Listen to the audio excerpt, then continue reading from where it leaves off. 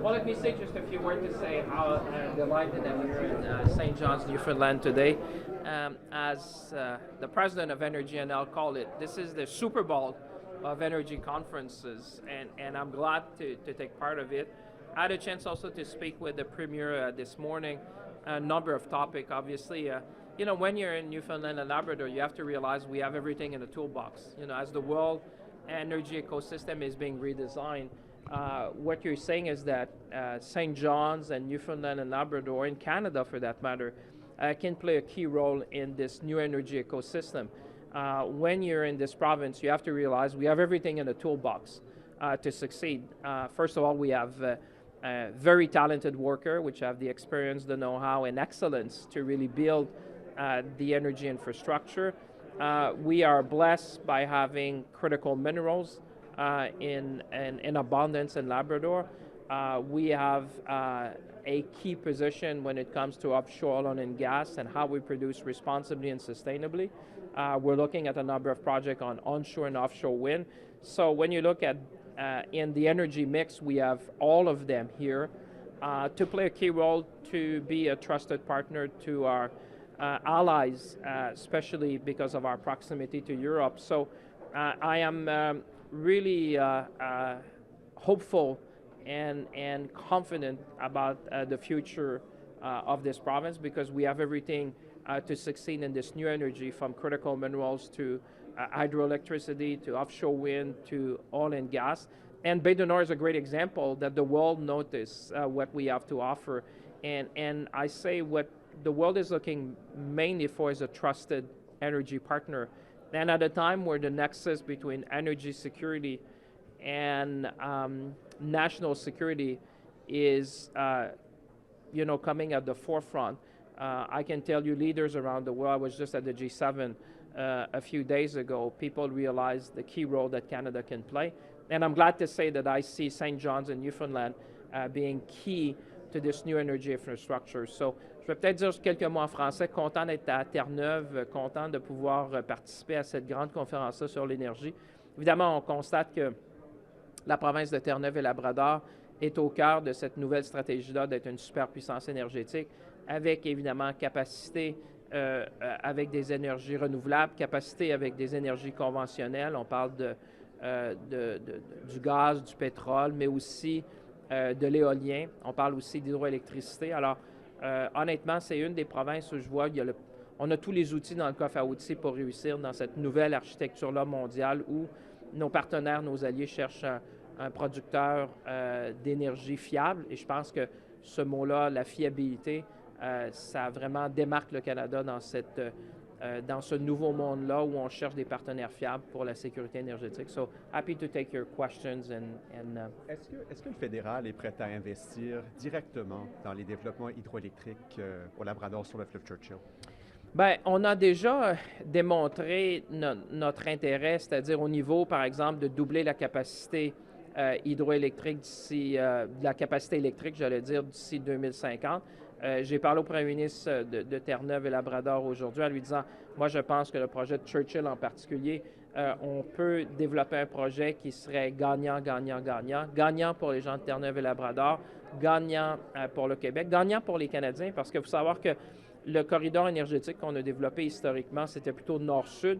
Maintenant, on a besoin de développer des corridors est-ouest. Et moi, je pense que c'est dans l'intérêt des gens de Terre-Neuve et Labrador d'arriver à une entente rapide.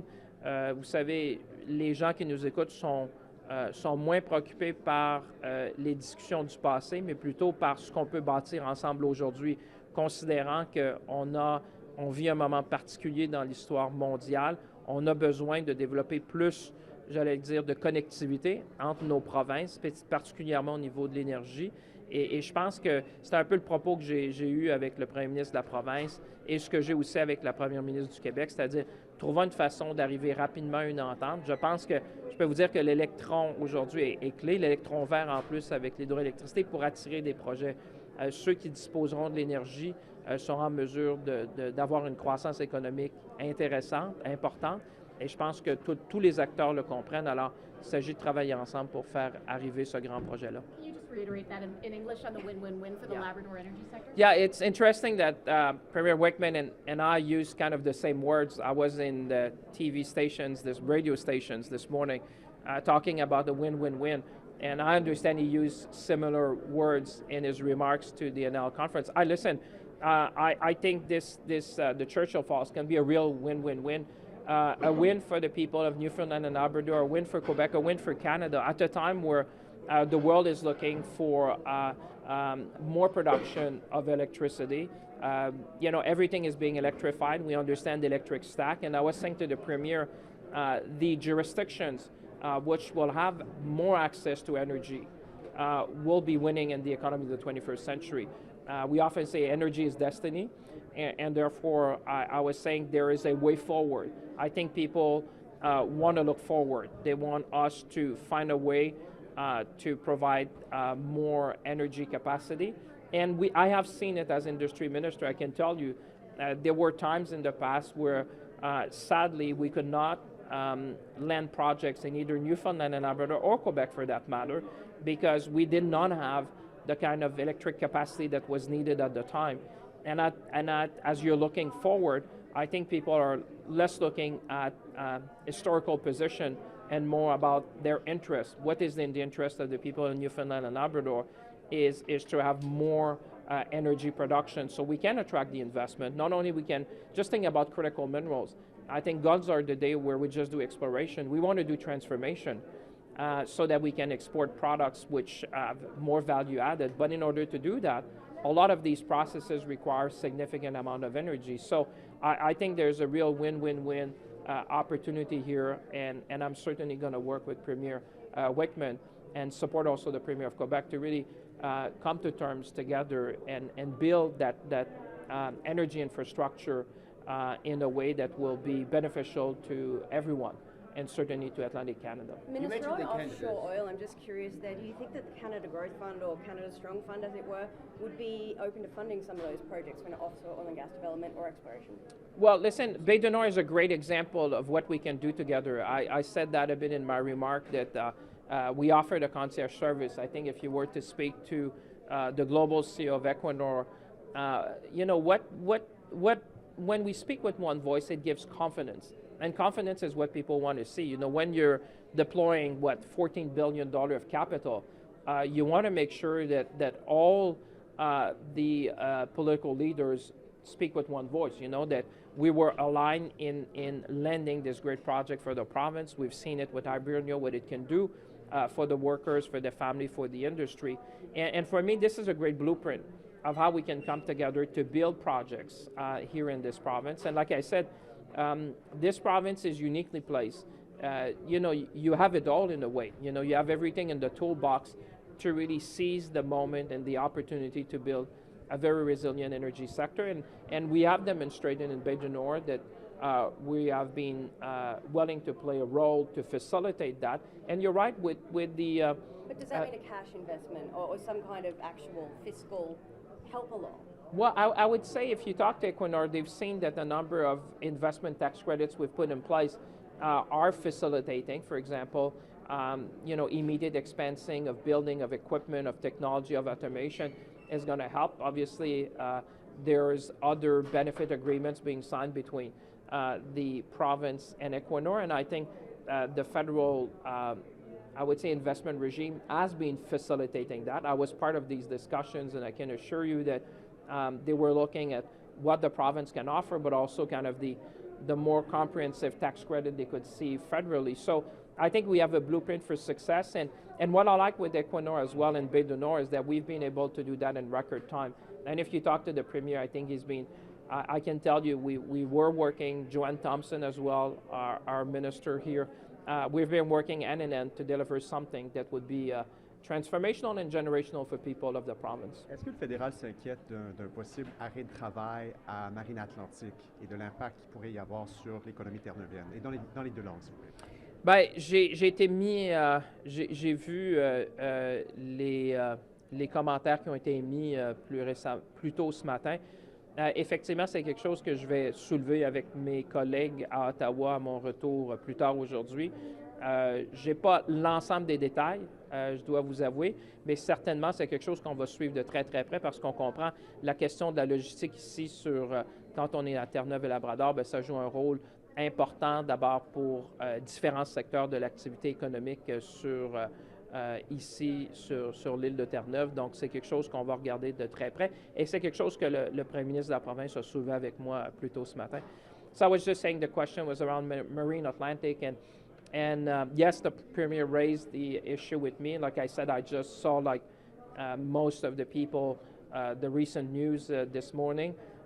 Certainly something I'm going to bring back to my colleagues in Ottawa because we understand, logistics when you're in Newfoundland in particular, or in Labrador, is very key to a number of sectors of the economy. So this is going to require all our attention and working hand in hand with the province to find a way forward. On the Bay du Nord issue, there's been some uncertainty as to who's going to pay the UN Law of the Sea payment, whether it be the owner-operator, whether it be the federal government. Joanne Thompson said last year, a little bit dancing around that topic. Can you confirm as to whether or not the federal government will be a part of that? Well, we've been able to clarify that with the proponent, which gave them the kind of certainty to proceed with the announcement you've seen the Premier do, I think it was in March, where we announced all together.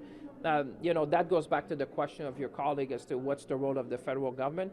And our role oftentimes is to de-risk these projects of national interest. I mean, we know that Bay du Nord is a game changer for the province for generations to come. Just like Ibernio, those who are older watching at home would remember Ibernio.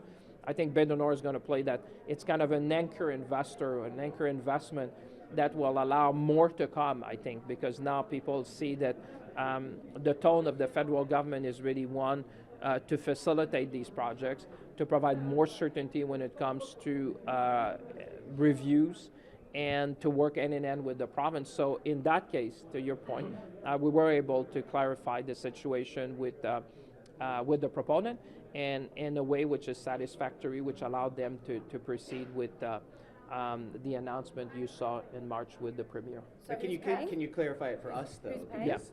Who's paying?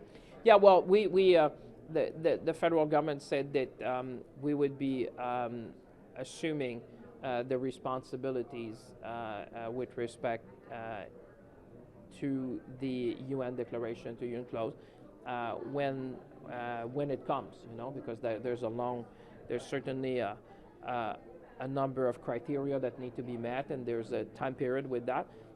But as part of our